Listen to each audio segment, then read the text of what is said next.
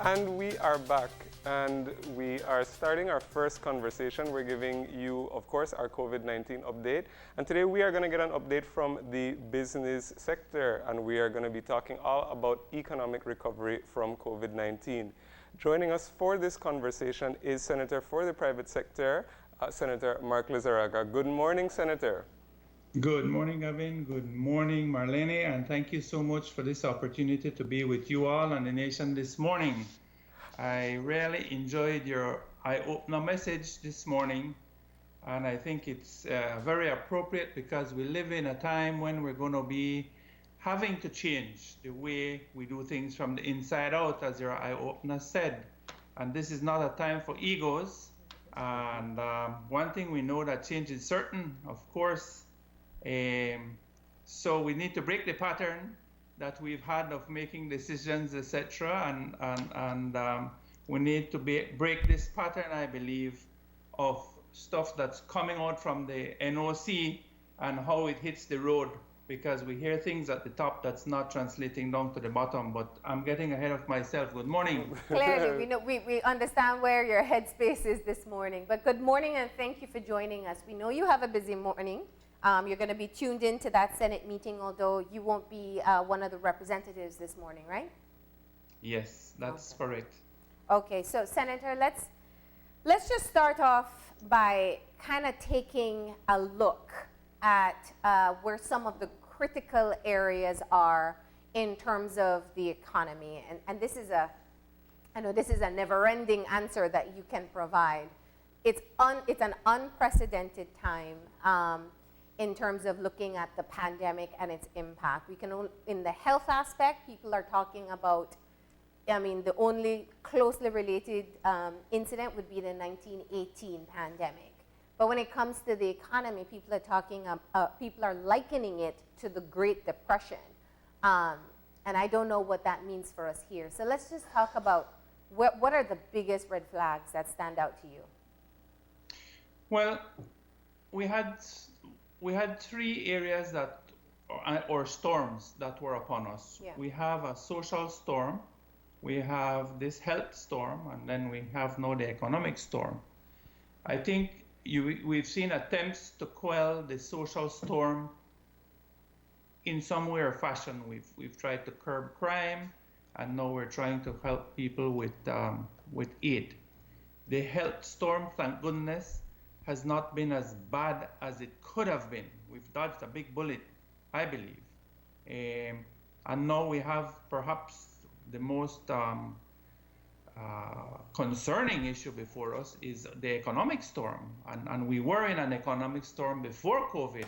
We were in a recession, which means that our GDP output had been falling for 4 consecutive quarters. And now we're in a depression, a worldwide depression, and the answer is, how do we get out of it? Yeah. And if I may, Marlene, where I started this morning was that we need to change. Yeah. And in that light, I want to highlight some things. I think we've seen several things lately that are concerning to me. Yeah. We saw letters from the staff of the KHMH, which highlighted some major concerns. We saw the doctors come out with some major concerns. We saw the leader of the opposition came out with some major concerns. And now we see the Belize network of NGOs came out with a letter addressed to the co-chairs of the COVID National Oversight Committee, highlighting major concerns. And why do I link all these concerns in one bundle? Because the pattern is the same. We keep being told that certain things are being done at a certain level, but it doesn't come down.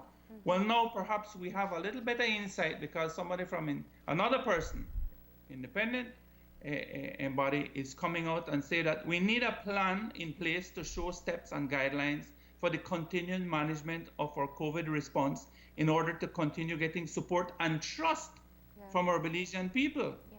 And that this plan is important because it will help us to minimize political divisions and public unrest. And what you're quoting there is the letter from the Belize network of NGOs. Froila Salam was the one who penned the letter on behalf of the network, sent to the Oversight Committee. That's right. That's right. and it highlights that we need strategic preparedness and a response plan, and that this plan must be all-inclusive and operationalized as quickly as possible. So it calls for post-COVID-19 laws. It calls for a plan, which, if it's calling for a plan, leads to show me that there's no plan, and now things begin to get a little clearer now. And then it refers again to a plan of action will also show the public that government is working across all sectors. So that they can get buy-in, and so that we know what the plan is to take us beyond the crisis. Let me interject there, Senator, because I do want to be fair in the conversation as well. We say the word, and it's necessary to always get it in. This is unprecedented. No one has seen this. No one could foresee this. There is no playbook, no plan of action, nothing to be able to say exactly how you deal with this situation on any front, from the economic front that you pointed out to the health front and even the social front. But the interesting thing about what has happened is that the health crisis that took place and the economic crisis, they were concurrent. They were happening at the same time. Naturally, like many countries across the world, leaders took the initiative to say, listen, we have to worry more about life before we worry about the economy. And so all resources and attention went into the health crisis aspect. But it doesn't mean that we cannot literally afford to ignore the economic crisis that had started, that is ongoing, and whose impact will probably be felt longer than the health crisis that is ongoing. Marlene, with the greatest of respect, I disagree with you. When you are in leadership position, you have to be able to handle crises from all different directions. You can't pick and choose one crisis at a time. And it seems that that has been the plan. We have a multitude of things going on in this country, and we need to address them all at the same time, and they're all as critical as and are as important. Right now, we have in this country over 100,000 people that are on that have applied or are wanting to get onto some aid program. So this is critical. We don't have the luxury of time. Yes, it's unprecedented, but this is the time we have to step up. This time we have to lead, and this time we have to have a plan. I'm not saying we have to have all the answers at this time, but we have to have a plan, and we have to put some structure in place for us to deal with these things, and that is leadership. And the time to do so, it would be... I started by saying that we have to change. We all have to change, including the way we make decisions, including the way we consult, including the way we arrive at decisions, because the same old has not worked. But let me ask a question, because the chamber has in fact been involved at the task force level. So the business sector has had some level of representation. But that does not mean that the way the decisions are made, and yes, there are several bodies on that committee, but I think we can see now from this latest letter that there's a lack of some structure organization. That I'm sure that organization, that body does not even have a terms of reference. So how do we know what the process is? How do we have agreement on how we arrive at a consensus or how we arrive at a decision? That needs to be clarified. And this letter now from the Belize network of NGOs clearly articulates, and I'm happy they wrote the letter, clearly articulates the weaknesses in the decision-making process and in the formula that we have.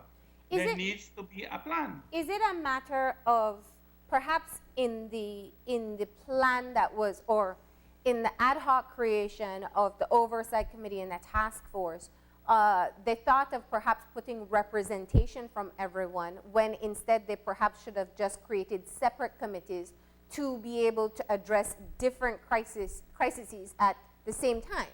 Because well, I think what happens is that the concept of the committee was a good one, right? Yeah. But now, well, not now, but from then we needed to have more specific subgroups. Yeah. I also believe that the National Oversight Committee needs to meet more often. I think once a week does not cut it. I think we're in such a crisis that committee needs to meet almost every 2 days to deal with the multitude of areas that they have to deal with if the decisions are going to be made at that level. So I think what is affecting us more than anything else is the way we arrive at decisions in this country. And let me give you another example. I'm going to lead into the second letter I wanted to highlight today, was that the Public Service Union of Belize wrote a letter and circulated on the 16th of April, where it highlighted, now these are the people that work in government. Yeah. These are the people that know how government operates. These are the people that you want to have buy-in in your processes that we're going to be implementing, new processes, new changes. They came up to the financial secretary and they wanted to have input into what they call a cost savings committee to oversee how government was going to go about saving money, so that the scarce resources that we have could be used for things that are urgent, obviously. That sounds And very the answer similar. from the financial secretary was, according to their words, this was denied outrightly by the financial secretary. They requested as well information, I suspect, about our public finances, which remained unanswered. So we can't continue to have this. And that's a crucial point, and I did want to get in there that we did hear from Senator Smith a very similar message in terms of their meetings with the financial secretary, because here's the premise of what they're saying. Okay, we understand that people will take pay cuts or perhaps will run into challenges with money, but what are you as government doing to reduce your costs? What are you doing to tighten your belt rather than having everyone else be the only ones who have to tighten up?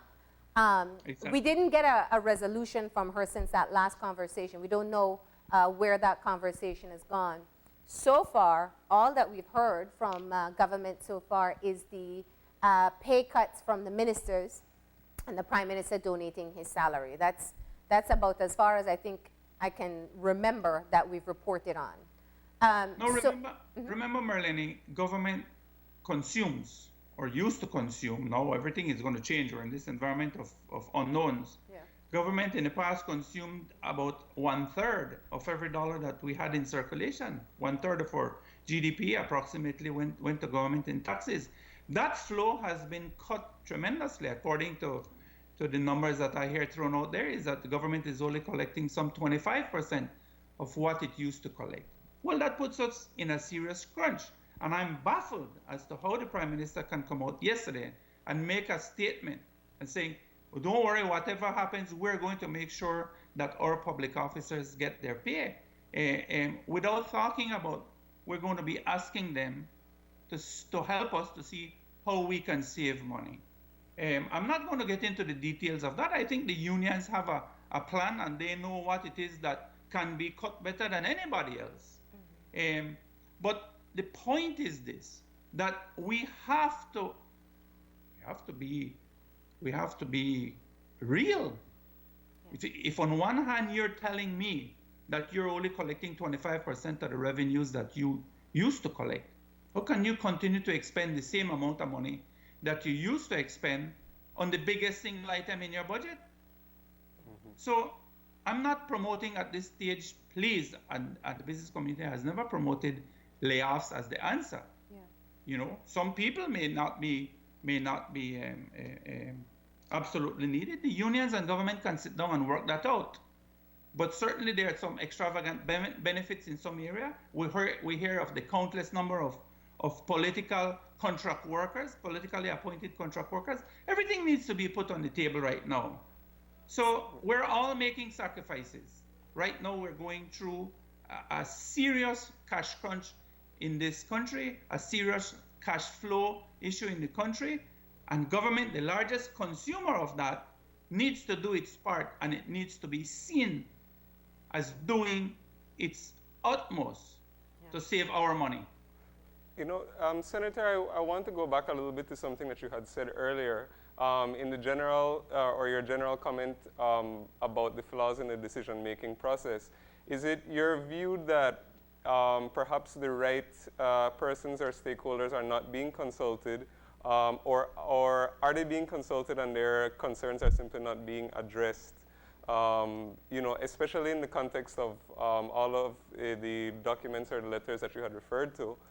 So yeah, is it your view that what is the major flaw in the Gavin, decision-making process? I think it's the latter, Gavin. I think it's the latter. I think people are being consulted, but then the government goes back, and I'm not sure what the chain of decision making is. The Prime Minister goes to that thing, goes to cabinet makes a decision. I really don't know what the full process is, but there's an obvious disconnect, and we've seen this with decisions and commentary coming out of the NOC, and then we have had contradictory releases by other groups that are intimately impacted by those decisions, or that are feeling the pains, and we see there's a disconnect. So this is being repeated over and over and over. Yeah. And I don't think the answer is, as the Prime Minister has said, that the opposition can go if it wants to go. That's not the answer, and it's not everybody that has a commentary or has an idea that's differing from yours. Disagrees, yeah. Is political. I mean, I read the leader of the opposition's points that he raised. I think there were quite a few of them. Mm-hmm. And to be honest with you, I did not find any of them to be political. Mm-hmm. So that was the first flag, and then the other releases came. So we see this is a pattern. Yeah. It's a pattern now, and it needs to be changed. The answer is not for us to break that committee up. The answer is for us to become more united and to have more input, because it's overwhelming. It's absolutely overwhelming what's going on right now. It is overwhelming, and I think one thing that is very evident is that a plan for recovery, yes, would have been best if it started last week or last month, but today is better than next week or next month. So I think in focusing on that, I wanted to kind of get some of your perspective. This, in fact, I've heard people say, well, the economy is where it is because of the lockdown. That's not exactly factual. We started to experience the effects of COVID-19 when the outbreak happened in Europe, and air transportation was stunted, and we didn't see the influx of tourists that we would typically see. In fact, the tourism sector was the first hit, fast and hard. And in terms of long-term projection, we don't know when that will be able to start its recovery process. So that's one thing. We knew and saw that coming. The other sectors that have been impacted clearly became a matter of the restrictions on movements that we were seeing, which was absolutely necessary to be able to contain the virus. So taking everything into perspective, how does one plan in such an indefinite period? You don't know when tourists are going to come back. You don't know how long we're going to need to restrict movements for containment. So as much as we can say, we have to plan, how do you plan under indefinite terms? Well, that is the loaded question. And that is why we need to do a complete change in the way we arrive at policy decisions in this country. We need to almost go, Marlene, sector by sector, and do an analysis of what our strengths are, what do we have, what capacities and capabilities we have, because we've lost this big cash flow cow that we've had called tourism. So now we need to step up in other areas. And it needs a sector by sector approach. It needs in-depth planning, support, and policy decisions to support it, so that we can grow on what we have. We can borrow in the short time to help feed our people. Yes, we can borrow in the short term to carry some of the weight that the taxes are not carrying right now. But eventually, for our country to be viable and for our economy to continue to be viable, we have to be self-sufficient. And we can't continue with this borrowing every year to balance our budget. We need to learn to live within our means. Now, that's going to be very difficult. Why? Because we've ignored a lot of the basic fundamental principles that have us where we are today. Remember, we were in a situation where we're already in a recession. We're in a situation where already our imports were a lot more than our exports, and that gap was widening. So we have to change that around now, and we have to come into an era of what we call produce what you consume and consume what you produce until we can have the foreign exchange flows necessary again for all the other luxuries. So there's no magic bullet, Marlene. Let's get that clear. Yeah. It's going to need unity. It's going to need partnerships. It's going to take sacrifice like we've never seen it in this country. I was listening to Bill Gates yesterday. Now, you know, he's dumped about $250 million into this vaccine research. And he's saying that 12 months, a 12-month expectation for a vaccine is ambitious. And he's thinking probably more 18 months, and it could even be more. Yeah. So we need to plan. We don't have the luxury of sitting down and not having an economic plan and sharing it with our people so that our people can have buy-in. Yeah. They need to know where the money is coming from. They need to know how much money we have.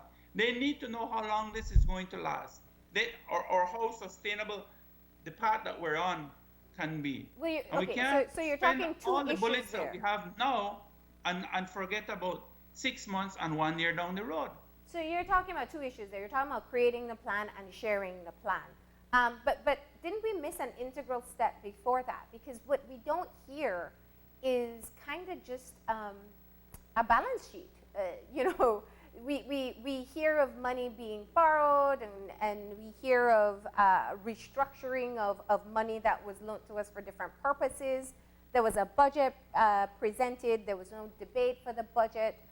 So I don't, how important is it that we at least have a balance sheet as to what money we had already owed, what money we have collected, what money we have borrowed, what terms we need to be able to pay them back on, what time frame that is, just to know where our starting point is at this time?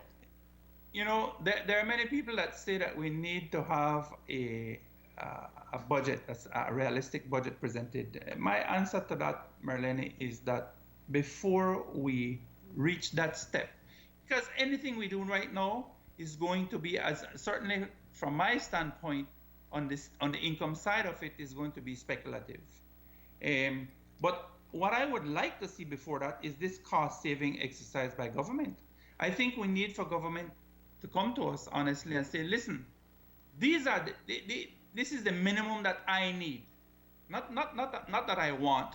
This is the minimum that I need after serious consultation with the public service unions and the unions, right? And these are the minimum things that we need to keep going. We need to keep our focus on health, certainly. We need to keep our eyes on the social issues that we have, certainly. Absolutely. Crime and poverty, right? And we need to look at economic stimulus and how do we keep our economy going.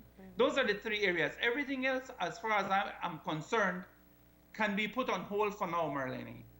So, but what do you mean by put on hold? You mean cut down their budget? Is that what you're saying? Certainly. Okay. Certainly. I mean, government needs to curtail its expenses at this time. And we need to have an idea. Then it needs to have a sincere conversation with the people of this country and say, listen, these are the pains we're all going to have to feel because of this thing.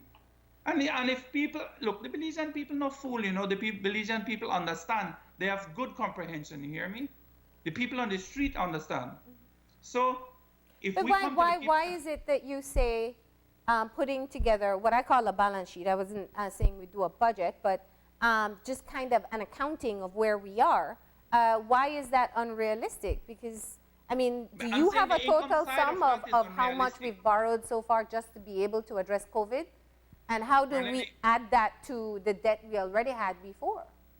Marlene, I'm saying the income side of that would be unrealistic. That's what I said. Because if you listen to most economists, their positions change. A lot of the economists, they're baffled by this thing. Yeah. So income streams have changed, and we don't know. That situation is too volatile until we can reactivate our economy right now, to whatever extent. And in the second segment, we can probably get into how we reactivate it. Any projection you make is just a guesstimate right now on the income side. Yeah. But on the expense side, we can certainly say, look, these are the things that we're going to be focused on this year. And let us know Let us know. Be transparent. The people have a right to know, for example, how much money you're spending on Boost and Pantry. What are the people that are getting on there? What are the prerequisites to getting on there? There's still a lot of confusion about who is entitled to what. Then we have an unemployment program that's supposed to be unemployment that hit 80,000, and now you have more people being unemployed, and the government decides to close that program down. So there's no consistency in policy, and the policy is cloudy at times. And the people need to be told why things are being done. People need to be able to understand. Yeah. Otherwise, people hear you on one side saying, oh, we have these millions, we have so much millions from this one, so much millions donated by this one, another 10 million from here, there, and everywhere. And people on the ground are not understanding, hey, hold on, how come I not get some of that? Yeah. Because I need it, I'm hungry. So there's a disconnect, Marlene. It's also a balancing act that has to be done, because where we started the conversation, we were saying there are different issues that were happening at the same time. I'd argue that the health and economic crisis were perhaps the first to get started, and then the social crisis really, I should say, increased as a result of what we saw happening with the economy. But that's where, when the money comes in, you have to decide if you're going to spend on a ventilator, or if you're going to, put that into X number of families' food pantry, or X number of persons for the 3-month unemployment benefit. So that's kind of the balancing act that decision makers have to make at this time. Unfortunately, what we don't know is how these decisions are made, and whether the balance is ideal for us. I agree with you, Marlene, and you missed out a very important part.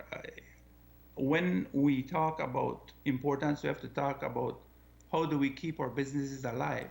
How do we keep our farmers producing? How do we keep the engine that we have? But I don't think I forgot it. I'm saying that, do we have any stimulus packages or plans in terms of, or is it being proposed, any kind of stimulus for businesses? Now, this is a hard idea to wrap our heads around sometimes, because we always think business owners don't need help. But you, understanding the sector that you come from, we've seen other countries move towards helping small businesses and even helping the agro sector. What is happening at this time, and how critical is it that we start looking at being able to keep the business sector afloat? Listen, we have in the past focused our energies on tourism and the distributive trade in this country. That's where we've seen the growth in business in this country recently. We have, in many instances, people would say forgotten, abandoned, if not totally undermined our production capacity in agriculture and agro products. And that is a travesty, because now we need them. And what I was saying is, the immediate conversation needs to be, how do we keep these people going? How do we keep them profitable? Because that's our only source of employment. Government can't continue to pay people to stay at home. At some stage, we need to employ not 20,000 people now, but 100,000 people. So we need to think completely different than the way we've been thinking, Marlene. Okay. And the only thing that we can do is to try and increase our exports and increase our activity at home, because we don't know when the global economy is going to be open up back. We don't know when the borders are going to be open. We don't know when we'll have that strong flow of foreign currency that we need. We need it every year, remember?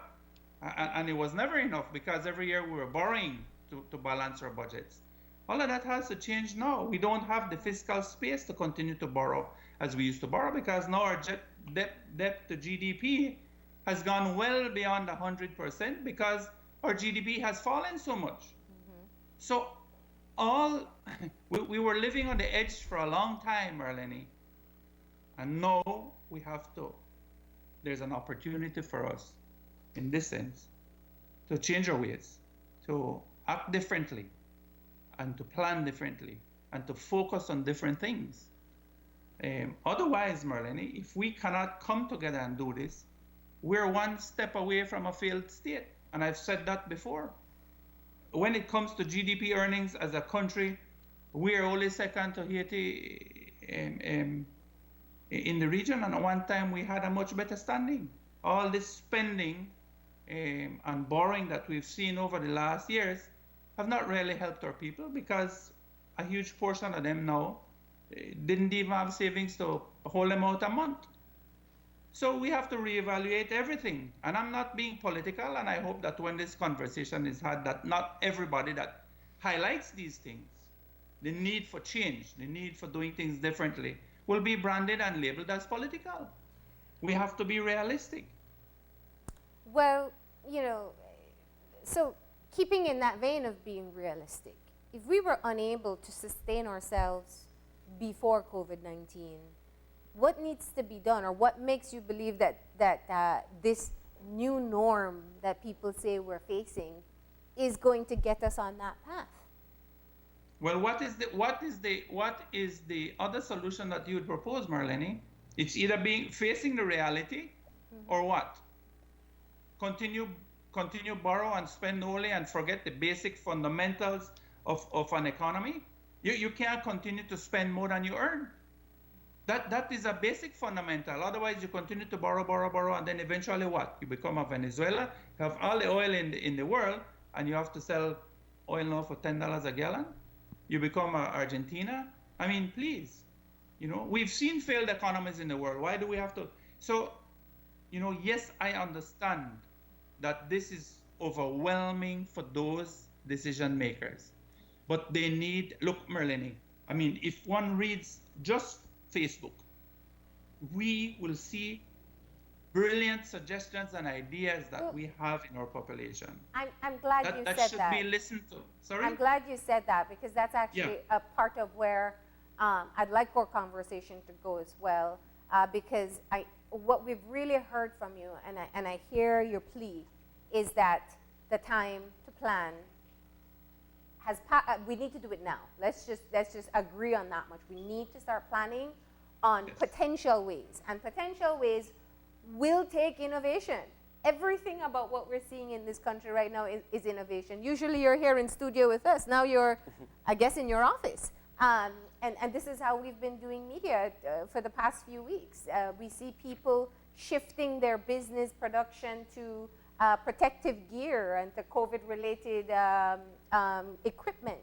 We've seen supermarkets finally make the trek over to the online realm.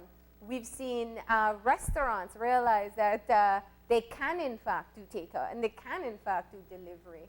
So innovation is created in a moment of desperation almost, when people needed to survive. And what really, I think... innovation comes from disagreements, from challenging one another with ideas, from listening to different views and needs, and from pooling, okay? So those people that are in government, sad to say, the minute they become elected, it's like they're the only ones with the ideas, and they're the only ones with the knowledge. And you see very little effort being done to pool ideas, resources, research, okay, innovation in this country. Well, I agree with you there. I think at the most innovative ideas sometimes come from a brainstorming session where things become a bit contentious. And somewhere along the line, the idea is called impossible. And then people figure out how to make it possible. But this is where clearly things will have to go in looking forward to recovery. And if you're talking about being self-sustainable, until we can normalize along with the rest of the world. Senator, we're going to have to take a break here. But what we're going to do is quickly take a few minutes, and when we come back, we'll continue talking about economic recovery, but specifically what a plan would look like and how we start to get there. So that's coming up after the break.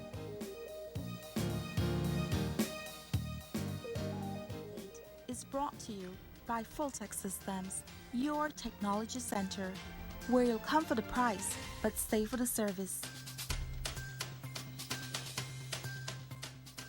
When someone you love becomes a memory, the memory becomes a treasure. Channel 5 introduces the Daily Obituaries. The Daily Obituaries will broadcast all death and funeral announcements and memorials to honor your loved one's life and memories. The Daily Obituaries airs on Channel 5 prior to the evening newscast, with subsequent repeats at 10 p.m. and 12 noon the following day. It will also be placed online on our social media platforms, all for a standard package fee. Celebrate their lives and memories with Channel 5's Daily Obituaries. Honor in life and reverence in death.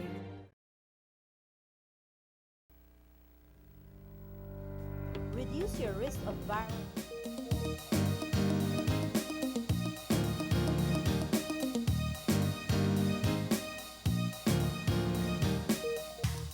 And we're back.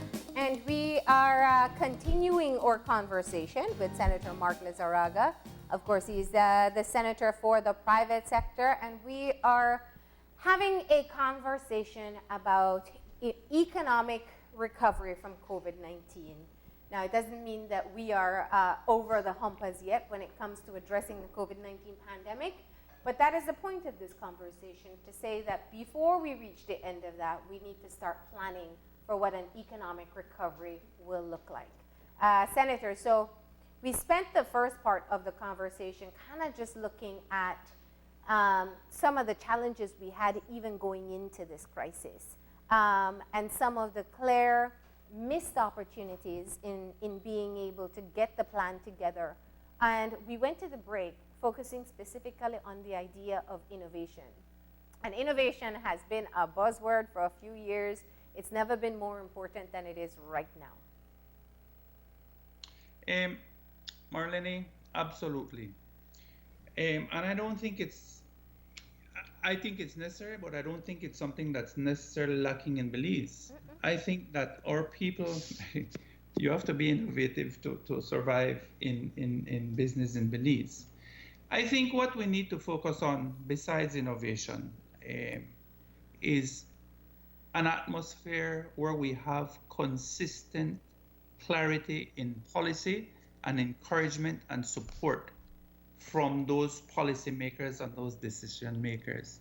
I think if we want to have people take risk at this time, either to grow, because we need to grow to employ more people, then we have to have some level of certainty. We have to have some level of support. And when I say policy, policy can be monetary policy, lowering of interest rates, making credit more available for certain sectors, certainly getting the DFC more involved, seeking some of this international money at a lower rate of interest for business to be able to borrow and to take risk and to grow. Marlene, we need now, because we've lost that tourism leg that carried so much weight, we need now to step up those other legs that we have, the agricultural leg, the agro-producing leg, the services leg where we can. And let me give you a classic example of how policy change can affect us. Look, we had a thriving export sector for our cattle and pigs. And then all of a sudden, after 20 years of this system that we had in place, trafficking the cattle through this village, all of a sudden now, in the middle of a crisis when you more need exports, fast approaching a dry season when cattle and farmers are needing to move their product, we have a situation where that door is closed because you had a village chairman wanting to collect a toll. And then that exploded into a whole host of other things.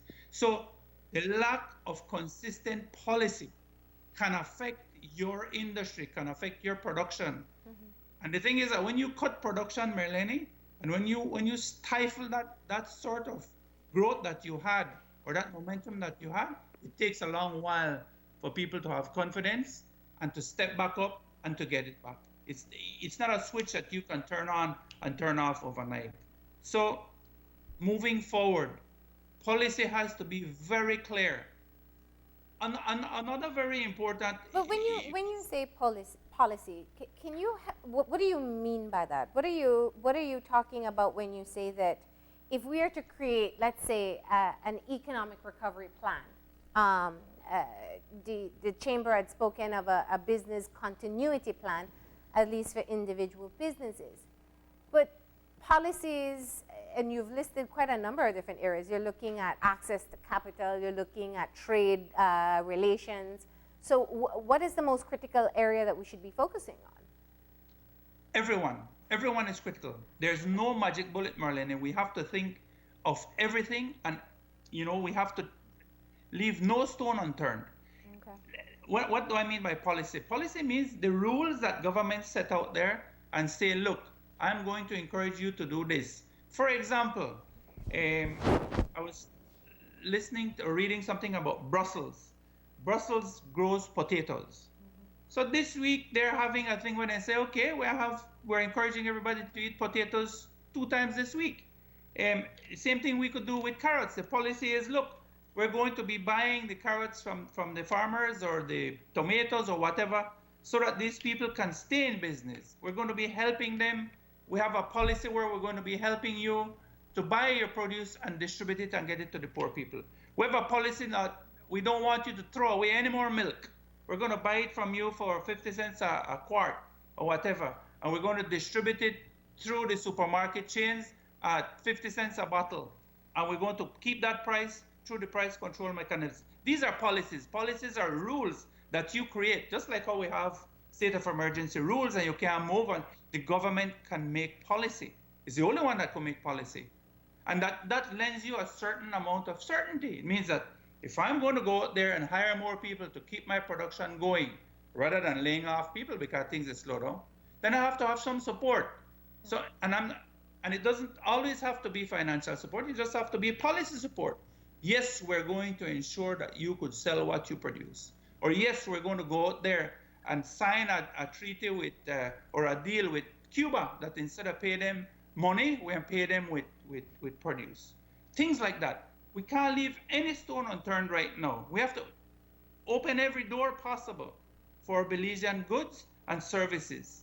And this is the type of brain trust. This is the type of planning, this type of vision we need in this country today, right? Senator, while of course, as you rightly say, the government is responsible for creating policies, have you heard anything from within the sector in terms of people who might already be starting any sort of plans in the business community of their own initiative, or do they have any ideas that are coming to the front in conversation at this time? Certainly, the Belize Business Bureau has put out a couple of papers. One I think they did very well, which was more specific, and the other one was very general, but with excellent ideas. For example, the furniture industry. We have forestry produce. We have furniture makers in this country. Why are we importing furniture at this time? The government could say, well, I'm going to have a new policy. That any piece of furniture in this country is going to have to be produced by Belizean labor in Belize using Belizean wood or steel in Belize or whatever. And then right away that sends a message to those in that sector and say, well, you know what? I'm going to start employing more people. I'm going to be putting more people to work. You can do the same thing with any other industry. That's what I was saying earlier. You can take the strengths that we have in Belize. You can take the resources that we have already and see how we can grow those and maximize output from those, make them profitable. Business people are in business to grow, to make a return on their investment. Nobody's going to be risking hundreds of thousands and millions of dollars without a return on that investment. Let's be real. So you have to ensure that these people remain viable, right? You have to create that environment for them. I'll give you a personal example. My business, for example, we consume a lot of electricity. And I have three cold storage rooms. All right. But I'm thinking about closing down one or two of them right now because the electricity has not gone down. My electricity consumption, as a matter of fact, is going to go up because of the dry weather, right? So that means that I'm going to take certain capacity out of my systems right now because a big portion of our business needed those for the tourism industry. Yes. Well, I'm going to have to cut corners, right? And I'm going to have to be convinced, either through subsidy with electricity rates, which we haven't heard, or I'm going to say, look, I'm just going to take that out of the loop because it's not viable. So when I say that we have to be sector specific, I literally meant that.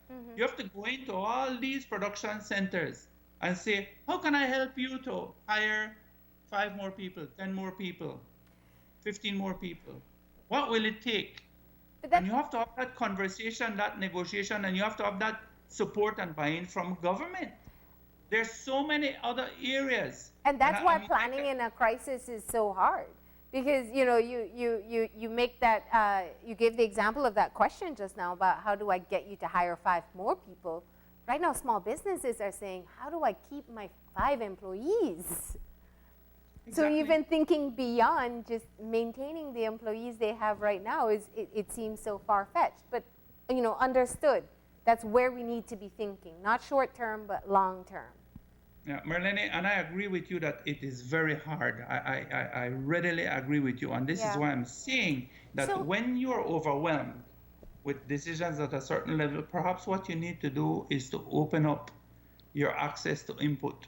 Yeah. Bring in other people to help you, to give you ideas that they've already worked on and they've already trashed out. Again, I have to go back to the Belize Business Bureau's document that at least they're starting the conversation. And they're saying, look, there are many areas that we can be looking at to create jobs. And they give ideas. You may or may not agree with all of their ideas. But they can be starting points. Absolutely fine. Yeah. But the conversation needs to be started. And so it talks about several things. The document from the Belize Business Bureau, from investing in solar to, I know, kind of getting business. Let me speak a little bit about that solar thing. I remember when I was in the Senate, or when Senator Grant was in the Senate years ago, she presented a document that said that we were going to be supporting solar, the creation of power in Belize through homeowners and business owners being incentivized to put solar panels on their roofs. Well, we have a lot of sunshine in this country. There's no reason in my mind why we are buying electricity from Mexico. We could have had what the Belize Business Bureau calls, they have a catchy little word for it, let's say consumers and producers. I don't know what the word is. They came up with a word, co-producers, whatever. Anyhow, but the point is that for this investment to be viable, you have to have BEL willing to buy the power, excess power that the individuals will produce, sell it back into the grid, which is done in many other countries, Mexico, US, all over the world they do that. And then BEL can increase its capacity with no capital outlay. So these are but some examples, and the government had a plan to do that. Why did that plan not continue? It was not a priority. And there's so many other lip service that has been given to great ideas that have fallen by the wayside because government's policy was not to support those. And one has to question why. Well, now I dare say, and I dare suggest that we have to change our ways, and we have to change our ways radically for us to survive as a country. Because we can't continue with the same old. What they say about if you do the same thing over and over and expect different results, it's the definition of something. Insanity. So, and then there's another paper that the chamber put out, and basically what the chamber is saying to its members, buy in Belize, build Belize. This time it's buy in Belize, buy in Belize. You know, when you consume locally, you support Belizean businesses, you support Belizean employment. So, So Marlene, in a what I nutshell, hear those are from the things you, that I wanted what to, I hear sorry? from you is taking the opportunity to plan ahead as to how we need to shift our economy from where we're spending, where we don't need to be spending. If we take the time to invest now, solar energy is a great example of that. Changing policies in looking at even the very same note from Chamber. I mean, if we kind of take that approach in buying in Belize or seeing how we can produce in Belize during this time, they can kind of move us in the right direction of where we want to go. These are kind of the long-term issues. In your mind, a recovery plan, does it also include dealing with the short-term issues? Because what we know is happening is they're businesses, but it doesn't separate people. You know, all the businesses have their employees. And so where people are facing pay cuts or they've been furloughed, you know, some of these positions may eventually move to more unemployment as time progresses and there's no business. And this is perhaps especially a reality when you talk about the tourism sector. What's short-term thinking there? What I'm suggesting can be applied to short, medium, and long term. Right away, for example, we need to have a plan to have no waste in this country. Everything that is produced, we should try to consume. In other words, it starts today. It starts with the chicken production. We need to see how we could eat more chicken. We need to see how we could eat more vegetables that are produced. We need to see how we could eat more oranges. We need to see how we can eat what we consume, what we produce, and produce what we consume. So it starts there. Then the second phase is how do we help our exports? And that in itself is a whole challenging area. But we need to focus on that because that's the only leg that we have right now to bring in foreign exchange, which we need. So if we run out of foreign exchange, Marlene, and that's another conversation in and of itself. When budget time, I think we had about enough foreign exchange for about 3 months of imports.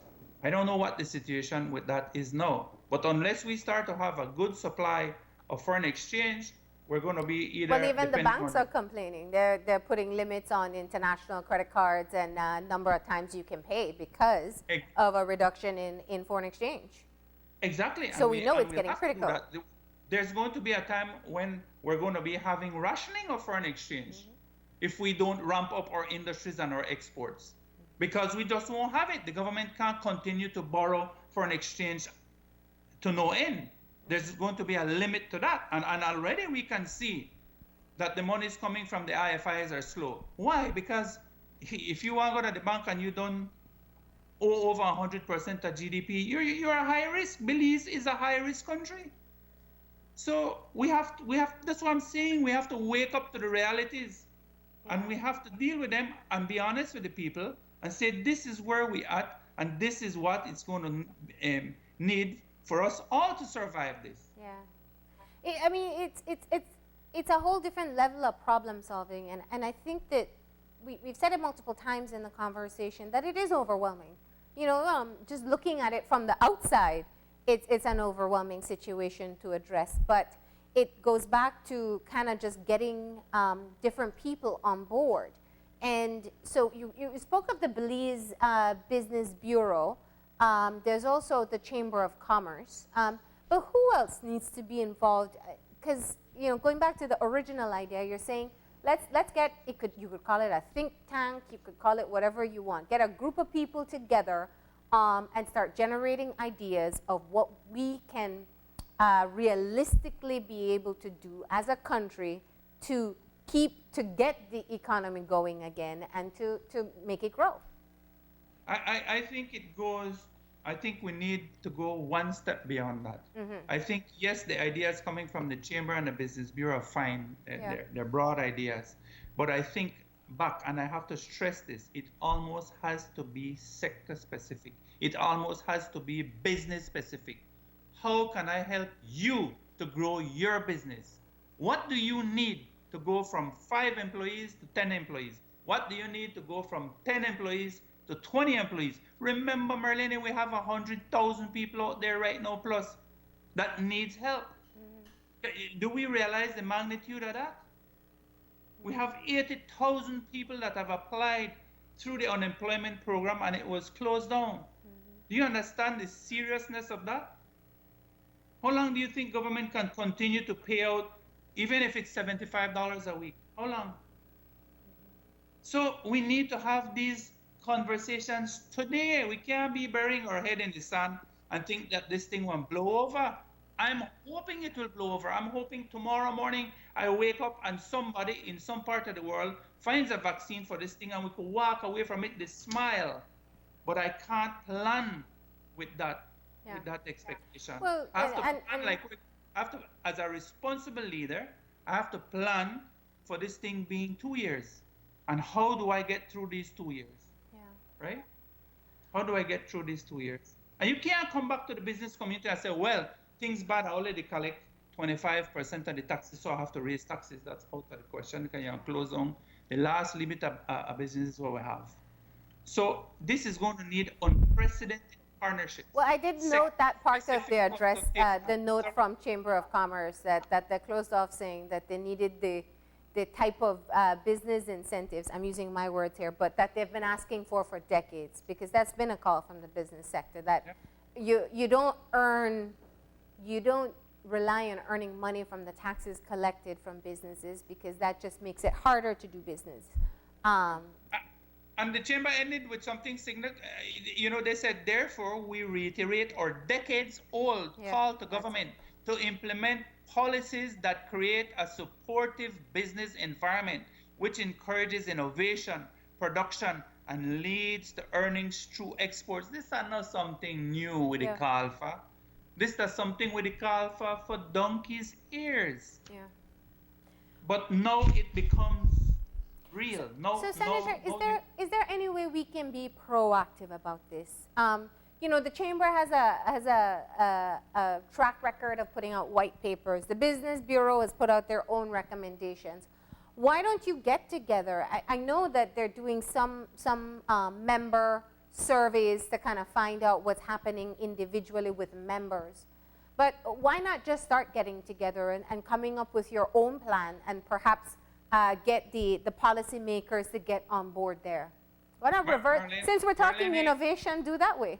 Yeah, Marlene, let me say, first of all, the chamber is engaged in that. The chamber, but you have to remember the chamber is run by business people and people who are volunteers. Yeah. They're not paid full time. So they have their own struggles and issues. So maybe it's a little delayed, yes, but I can assure you that the chamber is going, that the chamber is going to come out with a position. The chamber is going to come out with ideas, and they're brainstorming every day. But it goes beyond the chamber. We're talking about national leadership right now. That's what we need. And everybody, yes, the chamber will have its say, the BBB will have its say. There'll be other sectors that will have their say. But that is what leadership is about. It's about how you bring all these people together and come out with the best possible solution to take your country out of this and move forward. Yeah. Because at the end of the day, we have a responsibility as leaders in this country to take care of those people that need. We have to become responsible. We have to become sustainable. We have to become competitive in the long run too. We haven't even talked about competitiveness and how much competitiveness is going to play in all of this. Yeah. So Marlene, what we are confronted with, we have to make decisions, policies, and plans and strategies that we should have made 10 years ago, 15 years ago, but we have to make them today. I hope that I have convinced you and the audience that what is before us is perhaps more serious than they have considered. And it's time we need to focus on these things and impress upon our leaders that we want to see a plan, we want to see action, we want to know what is your plan for bringing us through this in the short, medium, and long term. And we need to know it now. And just, I think because it is such a, sometimes when you look at it, it feels so doom and gloom. But in every threat, there lies an opportunity. And so I think the opportunity is perhaps to get the plans moving in the right direction. But from your perspective, Senator, is there any new emerging business opportunity that's coming out of this that perhaps never had the opportunity to shine as it is right now? There are lots of opportunities, and I'm sorry, I'm so rushed first to plant the seeds that I want to plant, and then perhaps sometimes I focus on being too real and not as hopeful as people might want to hear, but I think that's not my job. Anyhow, I'm going to say to you, there's lots of opportunities. We've seen it. Yeah. This type of efficiency right here. I don't have to get up and drive over to Channel 5. I'm hearing government officials saying that they're meeting using this type of platform, and that's saving gas. People don't have to be going, even Cabinet, I understand, meets this way. You know how much money we're saving that way? There's a lot of efficiencies that I think have come about as a result of the way we're changing. For example, my business, we have curbside service. No people don't have to come into the store. They WhatsApp you the order, they call in, we have it ready, we tell them the amount, boom, we just carry out the box and put it in your car and off you go. People in the IT, in this type of technology, are doing very well and are super busy. The businesses, as you mentioned earlier, are moving to online sales. We have a deal going with another company right now that is in that, Belize on. I'm putting a plug for them. We're trying to do some of our sales there. So we business community, that's all we do all day right now is we grind the wheels to see how we can become more efficient and how we can become more productive. I'll tell you, it's challenging, Marlene, because for us, this is new too. I mean, in our small business, we have not laid off anyone. We've cut back on our working hours a bit, but we're beginning to feel the strain too because our reserves are not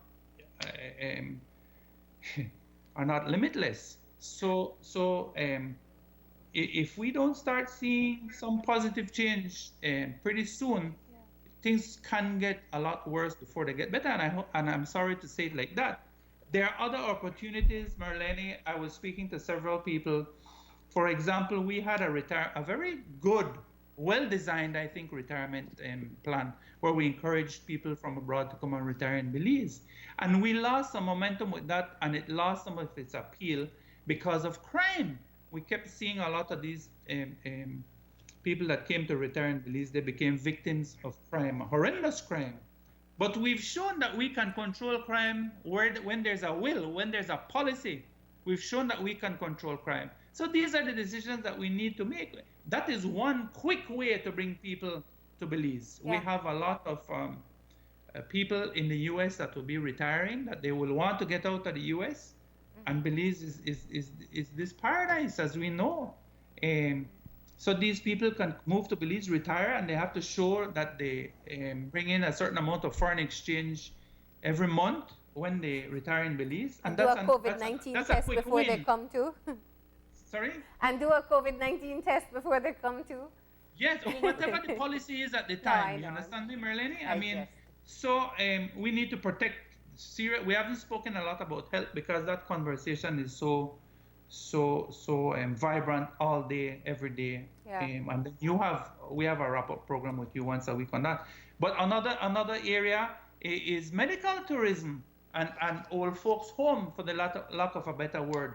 A lot of Belizeans go to the States to work in care for the elderly in these environments, or medical facilities in this country, at least the private medical facilities, are reaching a stage now where we have a lot of people from the US coming to Belize for medical services because it's cheaper. It's so much cheaper and so faster. When you come to Belize, you could get an X-ray, you could get a MRI, you could get whatever, dentistry, whatever, without 6 months being on the waiting list or 3 months, you know.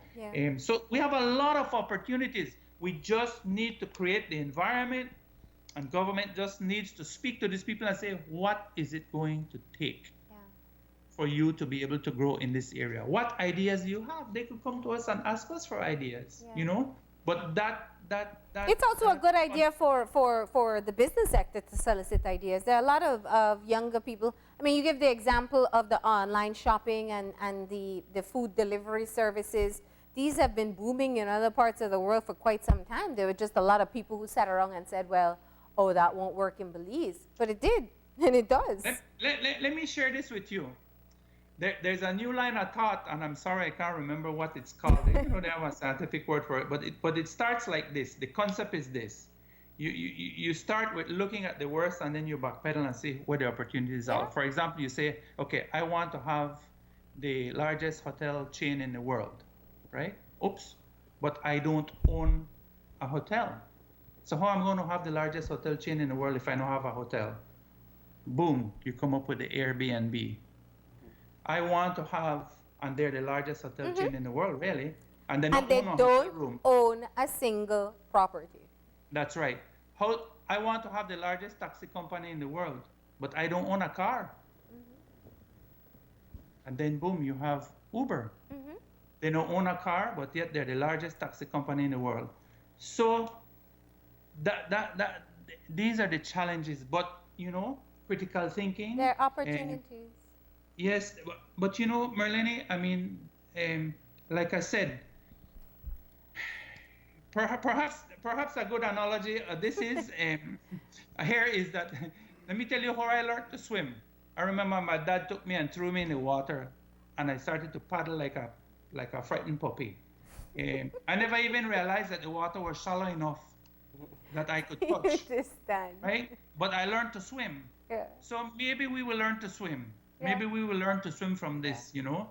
And I just hope that that we do, and we can because the Belizean people are resilient. The Belizean people are resourceful. The Belizean people have comprehension.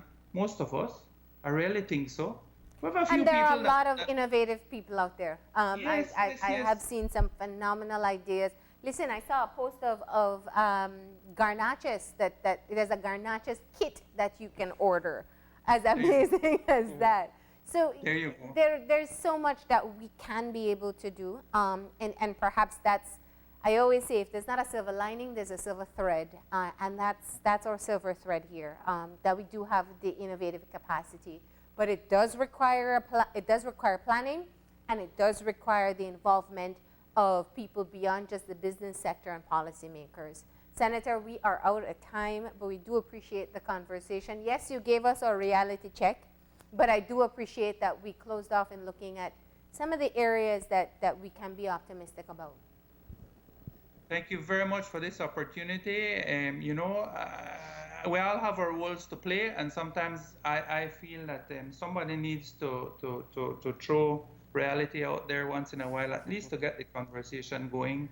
And that's the role I try to play, at least, with the limited time that you give me. That's Thank you very much. And with that, we're out of time. Thank you very much for joining us, and please stay safe. Thank you. All right, we're going to go ahead and take a break. Talking about innovation, we have Yasser Musa coming up. We're going to be talking about a number of different things that they've been engaging in through the SJC History Club, also the Image Factory. So that's going to be another interesting conversation that lies ahead. We'll take a break, and we'll be back in a few. This COVID update was brought to you by Fulltech Systems.